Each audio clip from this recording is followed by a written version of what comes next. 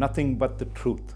Hello, I'm Raj Chandrashekhar of India Today and your host for Nothing But the Truth.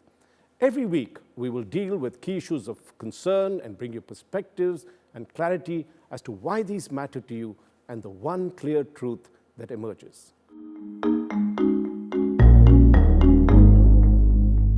Deepfakes. We've all become familiar with that word in India. More so when popular actor of Pushpa fame, Rashmika Mandanna, who happens to belong to my home district, Kodagu, was a victim of one of them. Her face was swapped on a video of a British India influencer, Zara Patel, who was wearing a somewhat revealing black outfit. The video went viral. After it was exposed, Rashmika reportedly said, and I'm quoting her, "Something like this is honestly extremely scary, not only for me, but also for each of us who today is vulnerable because of how technology is being misused." She added, and very importantly said, we need to address this as a community and with urgency, a sense of urgency, before more of us are impacted by such identity thefts. Almost simultaneously, another person who was stung was none other than Prime Minister Narendra Modi. A video of him dancing the Garba went viral, with many of his followers thinking it was genuine. The Prime Minister told a meeting of journalists in Delhi recently, which I was also present, that the video was fake, though it had shown him in a somewhat flattering light.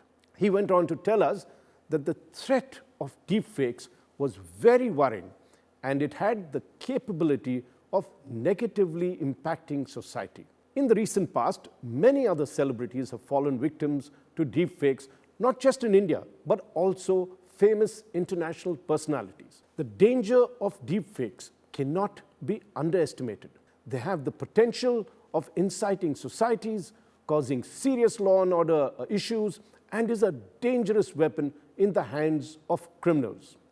It is truly a weapon of mass deception. So to find out just how much of the threat that deepfakes have become and what India and Indians can also do to guard themselves against it, I spoke to Rajeev Chandrashekhar, the Union Minister of State for Electronics and Information Technology. His ministry, by the way, oversees issues concerning the internet and social media platforms, among other things, and he came out with some valuable insights during the interview.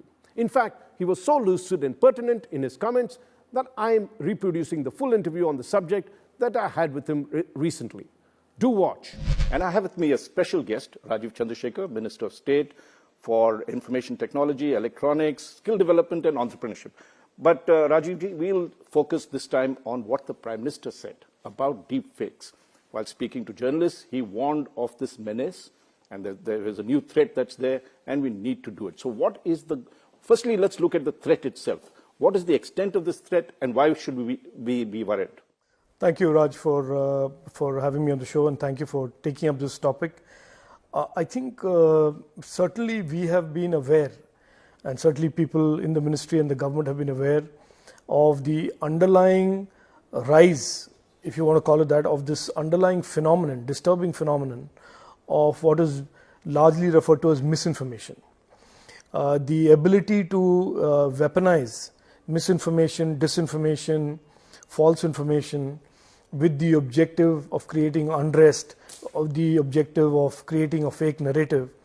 And this has been something that we have spotted quite some years ago, and the Honorable Prime Minister had talked about this, and we had made it the government's mission to ensure that our policies are all aimed at creating a safe and trusted and accountable internet. So safety and trust of the internet has become now an issue that people are aware of because of all the harms, cyber crimes and all of that have in a sense turned on its head the earlier narrative that internet and technology was all about good. Right.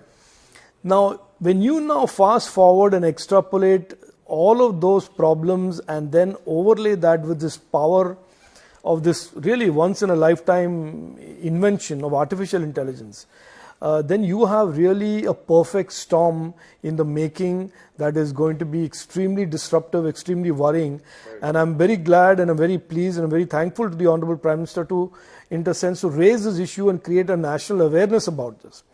Because a lot of us in the tech space are aware of this. A lot of us in the ministry are aware of this. And we have attempted over the last 2 years to create rules and regulations to regulate against misinformation. But this phenomenon of deepfakes, which is really a marriage of AI and the misinformation industry, is certainly something that all of us should be worried about, because it really is very potent for individuals, for societies, for communities and countries. Let's take some examples. In politics, we have an election running now in 4 states or 5 states.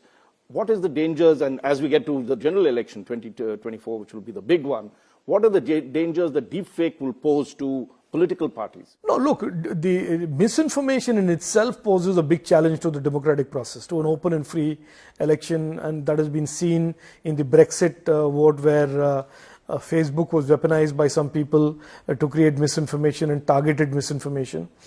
And now in the world of AI and the world of deepfakes are the manifestation of misinformation using AI. Right. So first of all, that is the definition. Deepfakes imply a very, very dangerous way of misleading people who are increasingly consuming only video with YouTube and your own websites and all of that, where video consumption has become almost the norm. Now you imagine if I put a video of Raj Chengappa, very authentic video, but Raj Chengappa is saying something very communal, very insightful, very wrong.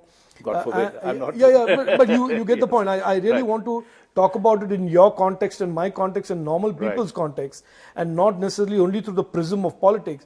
Because if you are saying something wrong or foul-mouthed about somebody, and that person consumes it without any understanding of whether this is genuine or there is even a propensity of it being fake, can you imagine the reaction? Now take that same phenomenon and multiply it by a factor of 100,000 and say a political leader today says something, or a video of a political leader saying something that is completely atrocious, completely lying, and in the backdrop of the polarization that politics has anyway created, and a lot of people with lies and politics of lies, imagine what that could do. It is really like a matchbox to, a sort of a ignite passion. So deepfakes are extremely important to understand and deal with, because it creates a wrong narrative. Right. When there is a truth that is to be dealt with, it creates a fake narrative, and a convincingly much more powerful narrative than just simply typing something. On the other hand, the deepfake has the ability to arouse passions and incite and create disorder and law and order and public order challenges of a kind that is going to be extremely difficult for people to predict and understand. So weaponization of misinformation, which used to be a problem, is a problem, takes on a different dimension and different scale with deepfakes. So it is extremely important that we understand this. You had also mentioned platforms that, like social media platforms, that put it out. What is the government telling them to do in terms of, whether it's Facebook, whether YouTube, some of the popular ones that we have here, Yahoo and others? What is it that you're saying that... Look, one of the things that I must say that in this particular case, Prime Minister Narendra Modi ji's government has been ahead of the curve. We came out, the IT rules that came out in May of 2021, then were amended in October of 2022, and new amended IT rules that came out in February 2023, all talk about safety and trust of the internet. It casts an obligation on all these platforms and makes it their responsibility to make sure that the content online on their platforms is not misinformation. So therefore, there is under IT rules, and I don't want to bore your viewers with the details, but under Rule 31B, there are 11 issues that platforms cannot put on their platforms. Child sexual abuse material, for example, insightful content on the other side, patent violative content on the third side. But at the center of it, there is 31B5, which says misinformation, patently false information, they cannot carry on their platforms. If they carry on their platforms misinformation or deepfakes, then they are liable to be prosecuted under the Act, because the safe harbor, which is the protection, the immunity that they have, will fall away. Can you just describe safe harbor for a lay audience, and by removing it, how does it? So one of the things that we have to understand is that the act, the law that governs the internet and therefore these platforms, is an IT act. Right. It is a 22-year-old act. It was done in the time of Atal Bihari Vajpayee ji in 2000, and then was subsequently amended during the UPA in 2008. One of the amendments that was put in the IT Act in 2008, in a blind following of the US model, was something called Section 79, which gives essentially immunity from any kind of prosecution to any internet platform. The narrative there at that time was that these platforms are not responsible for the content on their platform because some user does it. So therefore, if you have to prosecute somebody, prosecute the user and not the platform. It's a clever way they manage that. I was on the IT committee those days, and I was the only one who opposed this for whatever it matters now. It's academic. But that safe harbor has caused platforms to not have a sense of good behavior or an obligation of good conduct. Right. So we now see this toxicity, and at every instance of toxicity, the government unfortunately becomes the arbiter of a dispute between the platform and a user. Right. And I think it is clear with the IT rules now that we say that the safe harbor is conditional, and conditional on them addressing these 11 types of content which they cannot have on their platforms. And the way we will now regulate deepfakes is very simple. It is in the rules that we enacted in February 2023. If any platform has a deepfake, whether it's a messenger platform or a social media platform, and they have it on the platform despite their obligation not to put these kind of contents, but when it is reported to them there is such a deepfake, and they have 36 hours to remove it. If they do not, then the safe harbor falls away, and whoever is aggrieved, Raj Chengappa is aggrieved or Rajeev Chandrashekhar is aggrieved by the deepfake, can take them to court and criminally prosecute them for under the IPC and under the IT Act. And what is the term in that? Is it just a fine, or is it also it is criminal. Impersonation of a person is a cognizable offence under the IPC. So therefore, there are many provisions under the criminal law that they were protected against by the safe harbor that was in place since 2008 which is the amendment during the UPA. That safe harbor now has been made conditional on their good conduct. And we will certainly, we are going to have a meeting with all the platforms on the 24th of this month. We will lay out how we consider the risk of deepfakes and misinformation to be a very severe risk, severe challenge, severe danger to the safety and trust obligation that we believe we owe to the people of India and to the users of the Indian internet. And we will lay out for them that we will not hesitate for every instance of the deepfake, to ensure that the Rule 7 under the IT rules, which is the withdrawal of the safe harbor, will be invoked for them to be prosecuted in a court of law by whichever citizen or organization is aggrieved by the deepfake. And what would be that you mentioned November 24th? How would the government go about it? No, the government has a standard operating procedure. We have been obviously taking a line that we wanted to create a fact check unit. The rules have been enacted already and they are notified. We wanted a fact check unit that would help the industry, help the platforms know what is wrong or right. That unfortunately got hijacked by some colleagues of yours in the editorial council saying it's an infringement of the freedom of speech, etc., and it went to court. That matter has been heard by the Mumbai High Court, and we hope that they will certainly rule on that issue of the fact check unit, because the fact check unit was developed as an idea to help platforms to understand what is right and wrong. If there is a video of, let us say, Rajeev Chandrashekhar as a minister or any other minister or any other politician saying something, certainly there should be some person to be able to tell them and guide them that this is false, for them to then act. I think the concern was that the government was going to control much of it, that it should be an independent authority. Again, Raj, unfortunately, and I say this with a great deal of responsibility, there is this we conflate free speech with, we try and conflate free speech with, no, we necessarily think of these as binaries, that either it is free speech or it is some sort of a censorship. That is not true. Under Article 19(2) of our Constitution, there are reasonable restrictions on free speech that have been placed by those who amended Article 19 at Jawaharlal Nehru's time. So therefore, in India, unlike the US First Amendment, free speech is not an unfettered absolute right. There are things that you cannot say in the name of free speech. And everything we are doing in terms of the law and the policy is consistent with 19(2).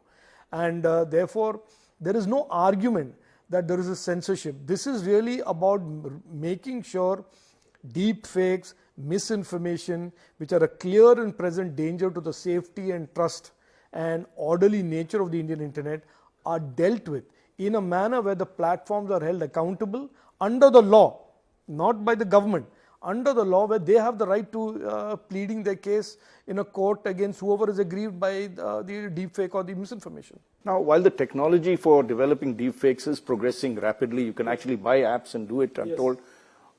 Are there technologies which you have asked the social media to provide to detect deepfakes? Which is, you immediately know that... and this is one of the characteristics of technology in general, Raj, which is that you will have innovation and there will be harms out of the innovation, and then the technology to police the harms of the innovation will be the next innovation. So this is always playing lead and catch up. It is true for the last 20 years, it's going to be true for the next decade. The difference in this case is that AI is today exponentially growing in terms of its impact at a rate that nobody has anticipated, that the impact will be so deep, so widespread, and its application will be so easily possible, is all something that people are all, in a sense, caught unawares by the pace at which this is going. So I think the platforms are also very clearly working frantically to play catch up with their own technology, with their own tools. I heard recently Microsoft offer to the US government and the US political class that they have tools that can prevent deepfakes impacting the US election. So they are obviously playing catch up, and Microsoft is interesting because they are on both sides of this. They are OpenAI, that is the ChatGPT sponsor, as well as creating tools for dealing with deepfakes. So I think, look, we will work with these platforms and we will certainly make it very clear to echo and amplify PM's message that this is an issue that cannot be dealt with in a lethargic manner. We have to have a sense of urgency, we have to have a sense of purpose, and we have a sense of real clear outcomes in terms of what technology, what tools will be deployed, and what the regulatory framework of accountability will be. That all of that should become very clear in the coming weeks, hopefully. What is your understanding of the pace of technology towards actually detecting deepfakes? I think a lot of work is already going into it. I know that many of the underlying companies that create video editing suites, the Adobes of the world, a lot of these companies are also developing their own solutions to prevent easy deepfaking, and on the event you can deepfake, to be able to identify and detect deepfakes. I'm told they're losing the race in the sense the number of apps that are doing deepfakes versus the number that could actually detect. That is always the nature of this beast of technology, Raj. It will always be innovation. Then some people will figure out how to create harm and criminality from the innovation. We saw that in blockchain. Blockchain was supposed to be a distributed ledger, and suddenly we had crypto and money laundering coming out of it. And then governments caught up, technology caught up, came down on it, and we put the brakes on that. So it'll be almost similar cycles that we can anticipate for the next decade. Today it is AI, tomorrow it will be something else. But having clarity in the government about what we expect from the platforms that occupy the Indian internet is a very important starting point, and that we have. And that clarity you're telling them? Absolutely, we are telling them. We have the laws in place, we have the rules in place. We have absolutely no hesitation in invoking Rule 7 and the withdrawal of safe harbor, and we will certainly expose more and more platforms to being prosecuted in the court of law by the citizens who are aggrieved. And we will certainly use the safe harbor to protect our citizens very judicially. That message has gone. will be re-amplified on the 24th when I meet with these platforms. But the technology race to catch up, to inhibit the deepfake creation momentum, as well as to be able to detect deepfakes, is a work in progress, and we will see soon. I am very confident that we will see soon. I have already met 3 or 4 startups working in India who are working on some very, very nifty ideas on how to detect deepfakes. So we have not been defeated so far by the big techs. We'll certainly not be defeated by the deepfakes. No, the other point was, I think the Prime Minister also mentioned, is labeling. Yes. That is, when we do a Photoshop in, say, in a magazine or this thing, we say it is a Photoshop. Is there a way of bringing that No, into see, Raj, there is an interesting problem that platforms will now have to solve. Right. Because what the Prime Minister said is absolutely right, and it has to be done. Now, the problem with these platforms is they have enjoyed almost a perfect storm of being unaccountable. One is the safe harbor, and the second, interestingly, is that they allow anonymous use of their platforms. They say that we are not responsible, right, but at the same time allow anonymous use of the platform. Now, if I'm a platform and I have somebody who's determined to do a deepfake, I'm certainly not leaving my signature at the end of it like Da Vinci on Mona Lisa. Right. So he's going to do the deepfake. He wants to weaponize his deepfake. He is allowed by the platform to anonymously use the platform, and he will post that deepfake, and the impact that will go viral, create the havoc. And before these IT rules of this government, the case was that the platforms would say, no, but I'm immune. Right. But who has done this? But he's anonymous. So it was like a very interesting place where the cyberspace and the internet were, where laws could not reach and bad behavior would have no consequences. That has been changed. We are saying bad conduct, bad actors will have consequences. Deepfakes certainly characterize or qualify as being an extremely visible way of demonstrating bad conduct and bad actors.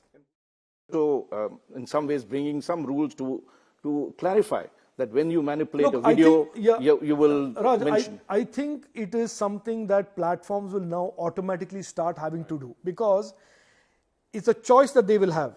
Either they will get prosecuted for the deepfakes, or they will put into place a system of doing more due diligence of who are their users. Right.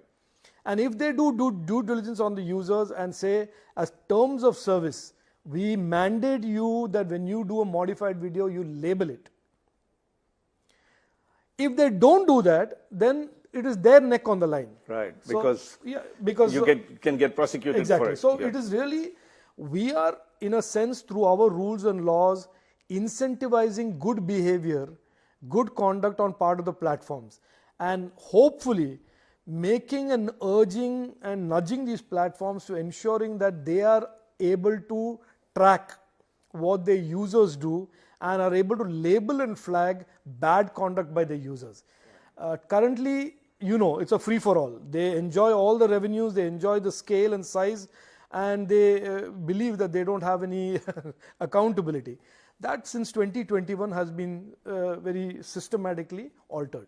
And finally, you had been to London recently on AI and discussed some of the dangers of that. If you come to AI, beyond deepfakes, what are the concerns that are there? And, there's certain good, there's a lot of evil that could come out of it. Good question, Raj. It is very satisfying. Bletchley Park, which is, of course, where Alan Turing, the legendary Alan Turing broke the Enigma code during World War II, and is the heart of decryption, is a place where the UK government had the AI Safety Summit.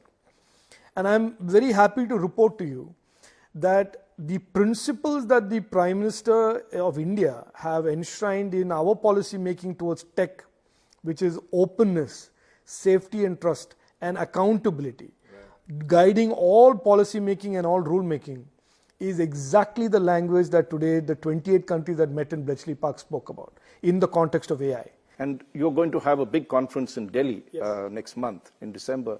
What will that focus on, and where do you hope to take the India discussion? Will be the incoming chair of the GPA of 2023, and GPA is the global partnership of AI. A large number of countries form the coalition of people who talk about AI and the future of AI. And we think the 3-day conference that will be inaugurated by our Prime Minister will set the tone for continuing the conversation in Bletchley, and in a sense taking it further in terms of what is the future of AI, what should we all aspire to in terms of the good of AI, what should be the guardrails in terms of how do we all work together to prevent the bad of AI from affecting our people, affecting our businesses, and what should be the institutional framework going forward to make sure that AI is harnessed, the power of AI is harnessed, but the bad of AI is put a brake on. So I think these are the broad topics that we will talk about, and I'm looking forward to it, and I hope all of you also participate in this. We'll certainly be there. And finally, on the fact that there's been so much controversy over AI, there have been a whole range of scientists who've said we should limit AI and there should be brakes on that. Where do you stand on this? You studied the subject. Look, would you say, hang on, we need to no, Raj, wait? I am of the view, and I said this in Bletchley in my closing remarks, I said we should be very careful not to demonize AI. There's always going to be a conspiracy theorist about every technology and every innovation. We should not demonize AI. I particularly, and the government and the Prime Minister's vision is very clear on this, we think AI can be harnessed for a lot of good in our country. Language translation, agriculture, healthcare, there are so many areas, real life use cases of AI can transform lives of people, transform their future, and in many, many areas. So we must focus on that. However, we should also be aware there are trends in AI that are very unlike many other technologies that can be extremely disruptive and cause harm and cause a lot of other downstream impact. Therefore, we should have clear legal guardrails, not self-voluntary, self-regulatory guardrails, legal guardrails that prescribe to every AI platform what they cannot trespass into, what they cannot get into. And so therefore, I think our thinking is very clear on it, but like I said, nobody in this world of technology can survive as an island. No country can, however great or big or powerful they may be. And it requires countries of the world, especially like-minded countries like India and democracies around the world, to cooperate to make sure that this harnessing of the good really does happen, and the partnership to put the brake on the harms also happen. So you're not looking at a break of AI. A lot of scientists said, hang on, this is our getting out stated, of hand. Sam Altman also has been... No, that's fine. Yeah. Look, everybody has a view, and as you know, technology is, AI is certainly the buzzword now, and so everybody has a view, and we should respect everybody's view. But our view, Government of India's view, Prime Minister's view, is that technology must be harnessed for the good of our people. And we are certainly viewing AI as a kinetic enabler of our digital economy, kinetic enabler of our digital capabilities, and kinetic enabler of our mission as a Government of India to transform the lives of our people. Rajeev Chandrashekhar, thank you very much. We could go on for a while on this one. It's been very good talking to you on this one. Thank you, Raj. Thank you so much. As you can see from my interview with Rajeev Chandrashekhar, it is clear that the union government means business in its efforts to lessen the threat of deepfakes. Both Chandrashekhar and his senior minister, Ashwini Vaishnav, have since met social media platform heads, apart from top experts. In their meetings with social platform heads like the Facebook, YouTube, and others, they read out the Riot Act for violators and told them that their safe harbor clause will not operate if they don't check deepfakes on their platforms. Just to tell you what safe harbor meant, it would mean that they would lose their immunity against criminal prosecution that they had enjoyed under the Indian Information Technology Act of 2000. The government is also chalking out how to strengthen the law and enforcement agencies as well to increase surveillance and bring the perpetrators to book. For more details, you can read the latest issue of India Today magazine, which has carried an in-depth cover story on deepfakes, a story written by my colleagues. Thank you for listening to this episode of Nothing But the Truth. I look forward to having you with me next week. Nothing but the truth.